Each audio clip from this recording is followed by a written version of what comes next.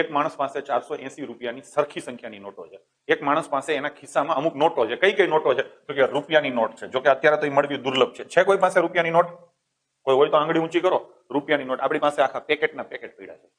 પેકેટના packet 1 રૂપિયાની અને 2 રૂપિયાની નોટોના પડીકાઓ પડ્યા છે. કેમ કે હું બેન્કર હતો, બરાબર ને? ચાલો, 1 રૂપિયો, 5 રૂપિયો અને 10 રૂપિયાની નોટો છે. એક નોટ છે, રાખી મૂકજો. 1 રૂપિયો, 5 રૂપિયો અને 10 રૂપિયાની નોટો છે. પાકું? એના પર્સમાં. અને એની પાસે કુલ કેટલી ચલણી નોટો હશે? આવો પ્રશ્ન છે. જુઓ, પ્રશ્ન આખો શું છે? 480 રૂપિયા કુલ કિંમત થાય છે. મારા પર્સમાં જેટલી પણ નોટો છે, જે અલગ અલગ ડિનોમિનેશનની, તો દરેક નોટોની કુલ કિંમત હું કાઢું ને તો ખિસ્સામાં મારા થાય છે 480 રૂપિયા. એક વાત. બીજી વાત, મારી પાસે 3 પ્રકારની નોટો છે. 1 રૂપિયો, 5 રૂપિયા અને 10 રૂપિયા. આ બીજી વાત.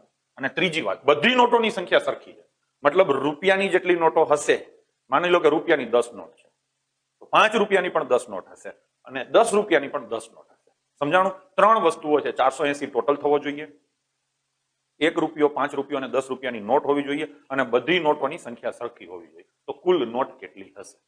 ક્લિયર છે? તો આને આપણે સેટિંગ કરવાનું છે. હવે જોજો હું કઈ રીતે સેટિંગ કરું છું. તમે કલ્પના કરો કે તમારા ખિસ્સામાં નોટો છે ને કવરમાં મૂકી છે. શેમાં મૂકી છે? કવરમાં.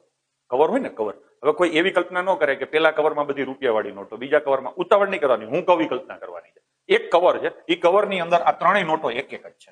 રૂપિયાની એક નોટ છે, 5 રૂપિયાની એક નોટ છે અને 10 રૂપિયાની એક નોટ છે. એટલે એક કવર થયું. સમજાવવા માટે છે, આવું કઈ હોય નહીં, આ વાત થાય છે. પછી તો મોઢે એમને ઉડાડીશ. Next question. અને આ ઘણી વાર પૂછાય છે. તો ટોટલ આની વેલ્યુ કેટલી થાય? કોઈ મને કહેશે? 16 રૂપિયા થાય.